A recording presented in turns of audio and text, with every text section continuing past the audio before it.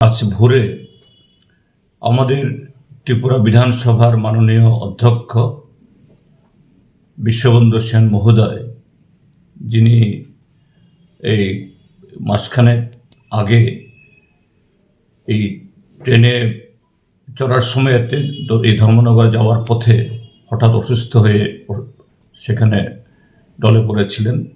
তারপর এখান থেকে উন্নত চিকিৎসার জন্য তাকে ব্যাঙ্গালোরে নেওয়া হয়েছে। আজ ভোরে তিনি শেষ নিঃশ্বাস ত্যাগ করেছেন। আমি গভীরভাবে মর্মাহত।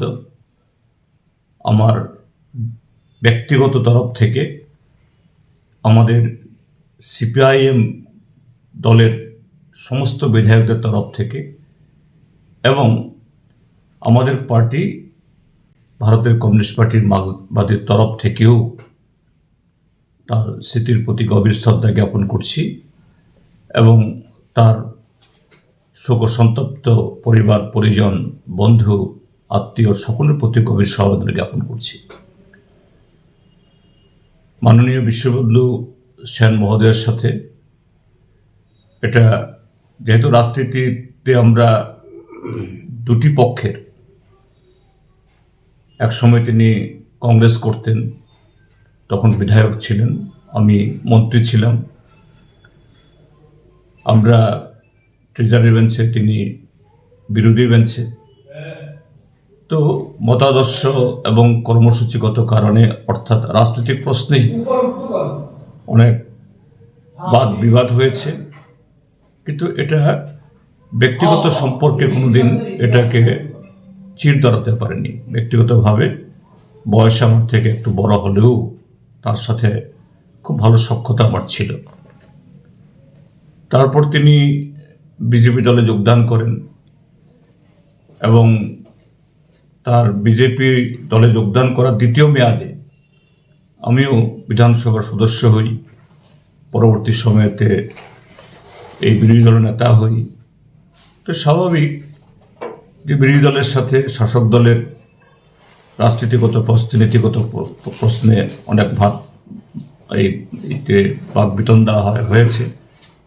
তিনি অধ্যক্ষের আসনে, সেখানে তাকে ভরসা করি বিরোধীরা বা যে কোনো সদস্যরা, তারা বিধানসভাতে তাদের পার্টির বা জনগণের কথা তুলতে চান। সে সময়তে সবাইকে সমানভাবে তিনি সন্তুষ্ট করতে পারেন তা নন। যেমন সন্তুষ্ট করতে পারেন না শাসক দলকে, ট্রেজারি বেঞ্চকে, তেমনি পারেন না বিরোধী দলকে।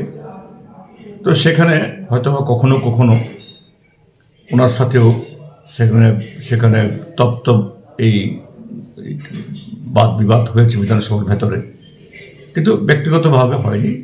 যখনই দেখা হয়েছে তিনি খুবই ভালো ব্যবহার করতেন।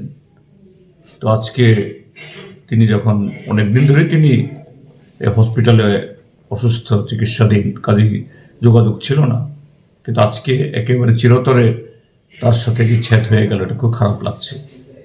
আমি আবারও প্রয়াত বিশ্ববন্ধু সেনের স্মৃতির প্রতি গভীর শ্রদ্ধা জ্ঞাপন করছি। তার পরিবার, পরিজন এবং তার দল, তার প্রতিবেশী, আত্মীয় স্বজন সকলের প্রতি আমাদের গভীর সমবেদনা জ্ঞাপন করছি। তো বেদনাদায়ক খবর যে আজ ভোরে আমাদের ত্রিপুরা বিধানসভার মাননীয় অধ্যক্ষ বিশ্ববন্ধু সেন মহোদয়, যিনি এই মাসখানেক আগে এই ট্রেনে চড়ার সময়তে এই ধর্মনগর যাওয়ার পথে হঠাৎ অসুস্থ হয়ে সেখানে ডলে পড়েছিলেন। তারপর এখান থেকে উন্নত চিকিৎসার জন্য তাকে ব্যাঙ্গালোরে নেওয়া হয়েছে।